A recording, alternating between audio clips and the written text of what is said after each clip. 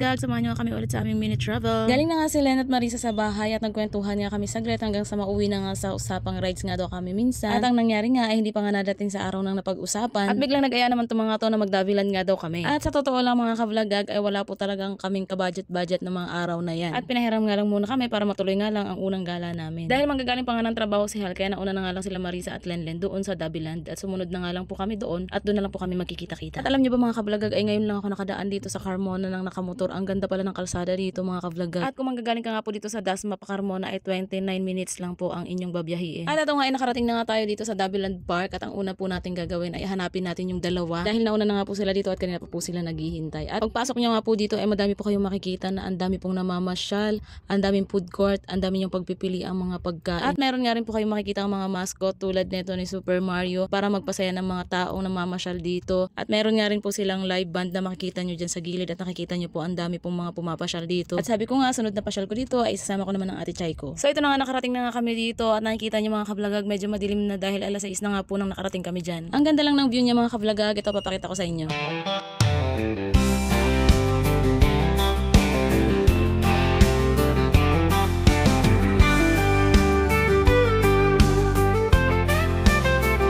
So ayan nga lang ang mapapakita ko sa inyo mga ka-vlogag dahil wala nga akong drone. Pero may dalawang drone na umiikot dito mga ka-vlogag. At ito nga habang nagbi-video ako ay nandito nga si Marisa bigla sa likod namin at malapit lang pala yung motor nila sa pinagparkingan namin. Kaya hindi na rin kami mahirapan na hanapin sila. At ito nga pala mga ka-vlogag, bungad pa lang po itong pinapestuhan namin. At pinuntahan na nga namin si Lenlen na pumipila nga dahil umu-order nga ito ng takoyaki. At sa dami nga ng food court, hindi mo alam kung anong gusto mong kainin.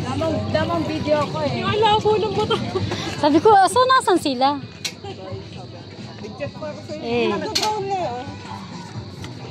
Tokeyaks. Nag-umpisa na nga kami maglakad ni Hal, magtingin-tingin kami sa mga food court kung ano yung pwede naming mabili at makain. Dahil sa dami ng pagpipilian, hindi mo na alam kung ano ang bibilhin mo o kakainin mo.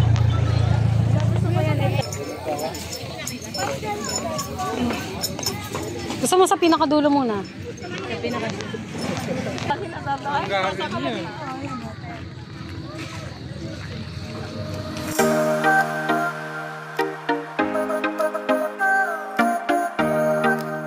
At pagdesisyonan nga namin na doon nga muna kami mag-umpisa sa dulo at habang naglakad kami ay nakasalubong nga namin tong isa sa Paw Patrol. At syempre hindi mawawala ang picture-picture. At syempre nagpa-picture ako sa kanya. Yan ah. Thank you. Patuloy nga kami sa paglalakad at pagtingin ng makakain hanggang makarating kami sa dulo.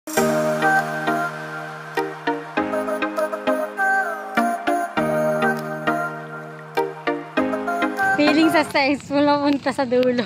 Literal na dulo. Sabi mo yan ah.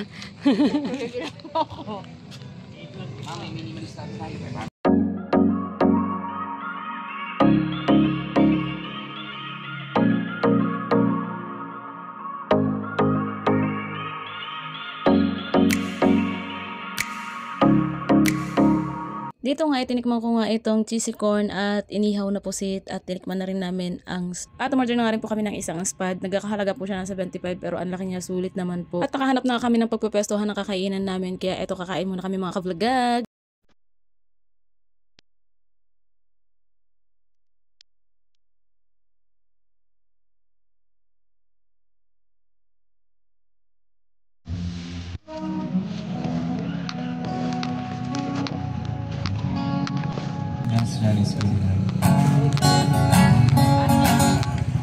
Next one, magpana naman tayo Sentisayo. Tapos na nga namin ang food trip namin at naglakad-lakad na nga muna kami hanggang sa naisipan nga ni Marisa na gusto daw niya kumain ng grilled balut. Dati na nga rin po nag-trending ang grilled balut pero ngayon wala na ako nakikita nagtitinda.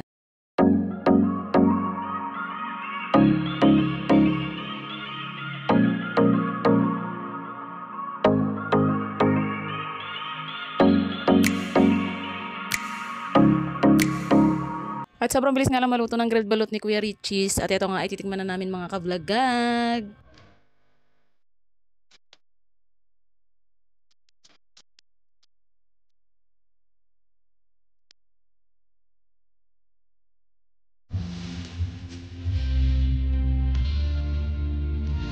One hour later.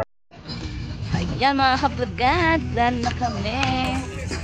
At nagbalak na nga rin kami umuwi mga ka-vlogag, tapos na rin naman namin siya naikot at nakakain na rin naman kami mga ka-vlogag. So pauwi na nga kami neto.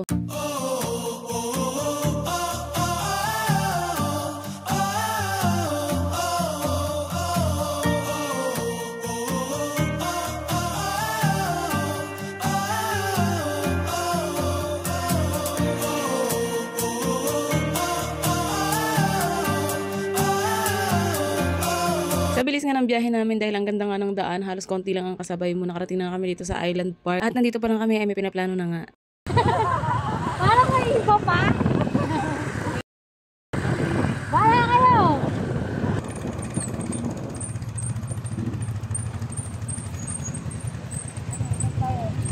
Iinumin natin. Ready ako. Hindi ko na tayo bumili. Meron pa dyan? Saan pa tayo mag-inom na tayo? Sa bahay? Sa amin? Saan pa tayo mag-inom? Carry lang. Ikaw. Sige, sabay na lang. So ayun na nga mga kablagag, napagplanuhan na kung ano ang sunod na gagawin. So dahil maaga-aga pa nga kami nakabalik ng Dasma, kaya napag-isipan na nga muna namin na magbanding muna kami at doon nga kami pepesto sa bahay. At nakarating na nga kami dito sa bahay mga kablagag. At dahil sa banding na to mga kablagag ay nagkaroon kami ng usapan at bigla ang planong mag-rides. At dahil dyan hanggang dito lang muna mga kablagag. At samahan nyo nga rin kami mga kablagag sa aming susunod na mga travel vlog. Please like and subscribe na rin mga kablagag. Thanks for watching!